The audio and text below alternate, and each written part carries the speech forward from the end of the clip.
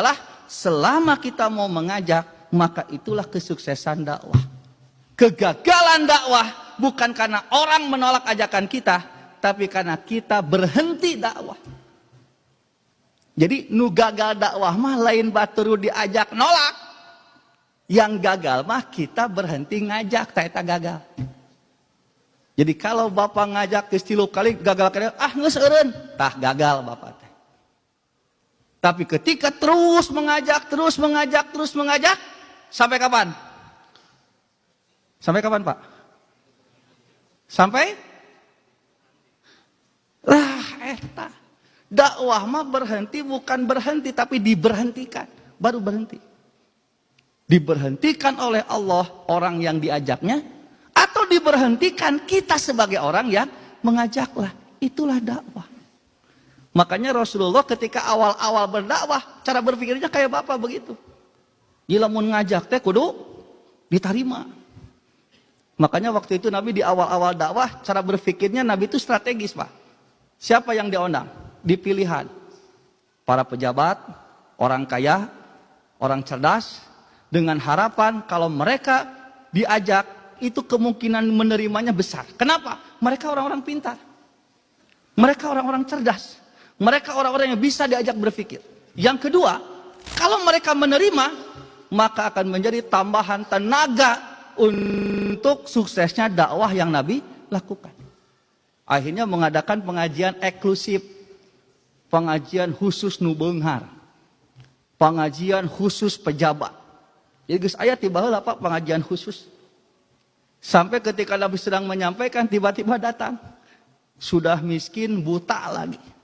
Namanya Ibnu Ummi Maktum. Dia datang kepada Rasulullah sambil memegang baju Rasulullah. Ya Rasulullah, aku pun ingin mendengarkan apa yang Allah turunkan kepadamu. Melihat Ibnu Maktum datang, kemudian melihat kondisi jamaah yang waktu itu banyak orang kaya, terlihat wajahnya tidak nyaman kedatangan orang miskin. Level kudu ngaji jeung cacing cau nya Pak. Ieu nu datang cacing kalau ngungkul.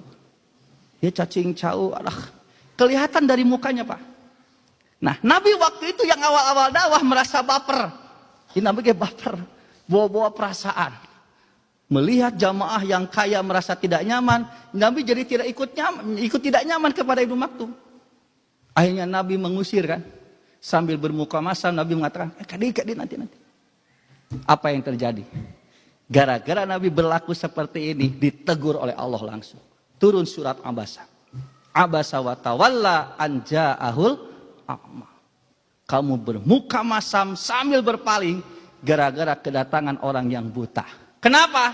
Karena dianggap akan mengganggu strategi Nabi yang sudah disiapkan. Karena ini akan mengganggu kenyamanan orang-orang kaya. Tapi Allah melanjutkan ayatnya, wa ma yudrika la'allahu yazzakka. Padahal kamu tidak tahu, bisa jadi orang miskin yang buta ini justru orang yang betul-betul ingin mendapatkan ilmu dari engkau. Tahu Pak. Matak ieu jadi dalil teu meunang ngajakeun pengajian khusus nu baleungharna teu meunang.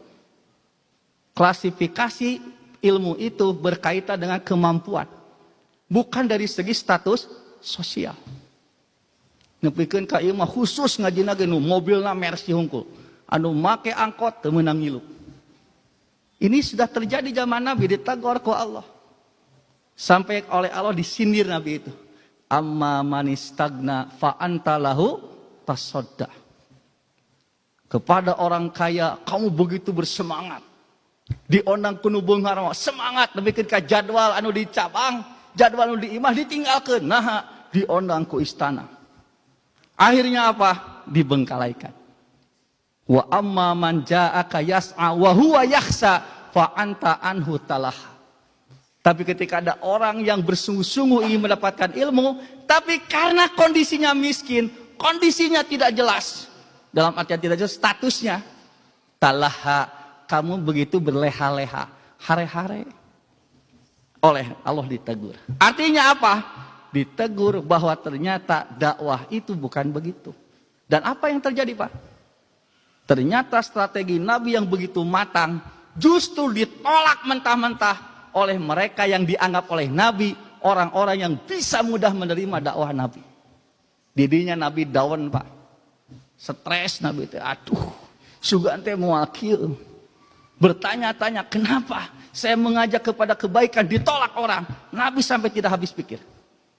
Lalu Allah berfirman, wa ma 'alaika illa balagul mubin. Ya, tong sedih. Tugas kamu bukan memaksa orang ikut kepada ajakan kamu.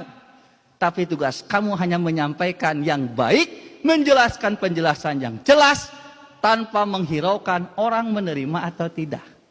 Maka dengan penjelasan ini jelas, tugas dakwah itu tidak berat sebetulnya, mudah. Hanya apa? Hanya mau kita menyampaikan, mau tidak kita menyampaikan, mau tidak kita mengajak. Kalau kita mau mengajak, mau menyampaikan, maka dakwah sukses. Tapi kalau kita tidak mau melakukan, banyak kehati-hatian, banyak ragu-ragu, jangan kaget kalau kemudian dakwah itu gagal.